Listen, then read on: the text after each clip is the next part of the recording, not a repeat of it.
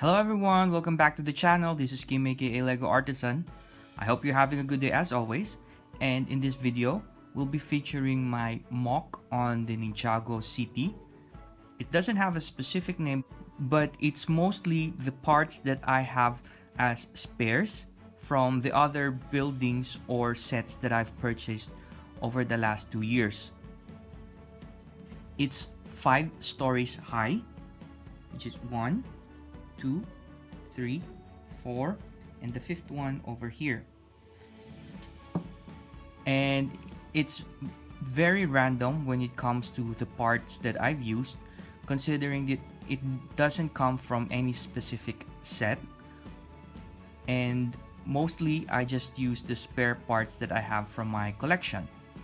From the design, you can actually see that it tries to follow the style that is within the Ninjago City Docks, City Gardens, as well as the main city, where the first 2 levels are in the Oriental or old style building, while in the other upper levels, it tries to go more in the colorful cyberpunk style building, and the rooms or the areas for each business or establishment is about 6 by 8 studs in area and is very limited in terms of space, but maximizes those spaces by using the walls as part of the cabinets or the furniture.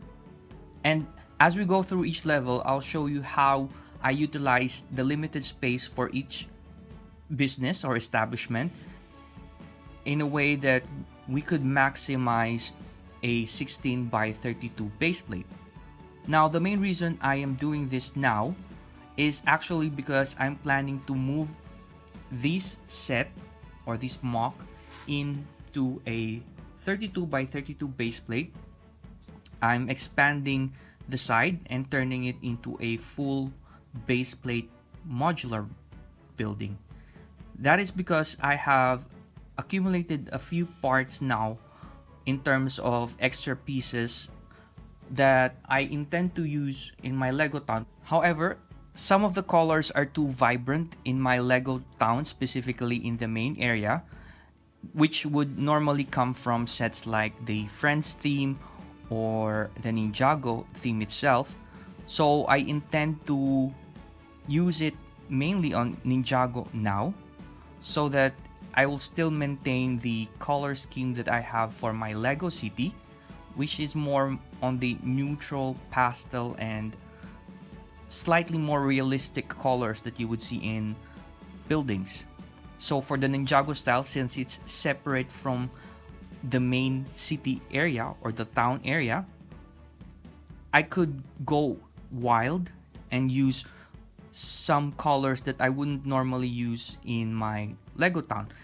For example, these dark purple color. There is no way that I would actually use that in my LEGO town main area, unless, of course, it's in something like a Ninjago city. So I want to utilize the parts that I have, and as you can see here, I have the collection, and I would really want to make use of these parts that I have before I collect more pieces. I really don't want to have any parts in my collection that aren't being used in my LEGO town, so I would prefer to use them now in a Ninjago city setup. So with that in mind, let's get started with the modification of my current mock. When I decided to create the mock for my Ninjago district, I wanted something that could go opposite the corner of the Ninjago City Gardens. So I placed this tree with the autumn leaves so that it would sort of complement and contradict the tree that was in the Ninjago City Gardens at the same time. And for the corner, I tried to make something of an establishment that would be similar to the ones that are in the ground floor of the Ninjago City area, where for this one I have a small fish market. Let me turn it around. And you have their fish here and then a crab there. It's simple enough, but I just placed most of the fish figures that I have here. And for the other part, I created a small hardware store where you would see all the different tools here and some pail and some gadgets on this side, as well as a broom, a pick, and a shovel on this part. So it's small enough, but it has details where people would be able to understand that it is a tool hardware store. So similar to the Ninjago City Docks and City Gardens, where they would have small shops for fish, vegetables, and some other crafts, I added these ones for my ground floor. So I will be transferring this on a 32 by 32 base plate, and I will be extending this portion here. So what would happen is something like this, and I'll be able to continue here and maybe even put something here, either as part of the water area or still a stone pavement area. So I'll have to think about what I want to do here, but I mainly just want to transfer it into the bigger base plate. So I'll be able to start off with some ideas on what to put in the ground floor. Now, moving on to the upper levels. On the next level, there is just a small tea area here where minifigs can enjoy their tea and pastries. And then there is a small living space here where you have the bed, a small kitchen area, and a small dining area, as well as some toys on the top. What I did for this one is just to maximize the space and not to use a big bed here or to have a large dining area and kitchen. So it's just mainly like an open studio style flat. The entrance is just even a sliding door where you have the ladder that goes to the upper level. So it doesn't even have stairs. And this is similar to the style that Ninjago sets would usually do for their modular buildings. Now for the third level, this is where the colorful cyberpunk but still oriental style comes into play. As you can see with this one, I made it into a Lego store where you have here Wall-E, an airplane, some more micro scale structures like here a dark castle, and then the Avengers Tower on the other side, as well as sticker pieces for the walls. And what you can see here is that I've used the bricks for the Lego sets themselves as the walls to save up space, as well as to save up the usage of the pieces. So the bricks end up becoming the walls as well as the decoration for the set. So we are able to utilize the space more than when we would have if it were in just a regular modular building.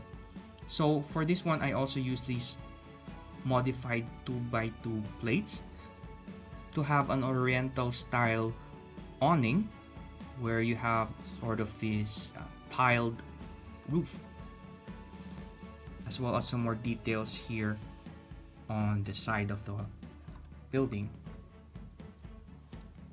On the other side, there's also a door that leads to the access way for the other side of the Ninjago City area. The other establishment beside the Lego store is a juice bar. Here you have a 3D logo of a strawberry and some berries.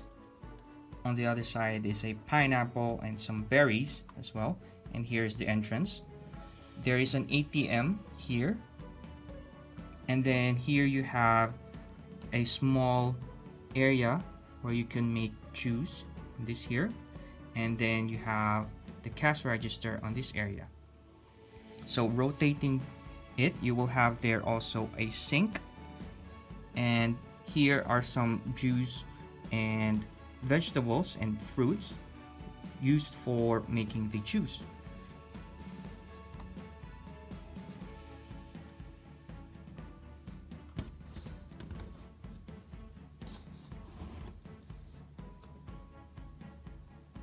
For the railings of the sidewalk, we've used here yellow pieces, but technically we would prefer using dark gray so that it would match well with the other Ninjago sets. But the good thing about Ninjago modular buildings is that it doesn't have any restrictive parts usage, especially in terms of colors. You can see that I can use bright yellow, red, lime green, dark green, along with orange, dark orange, and gray, all in just one specific area,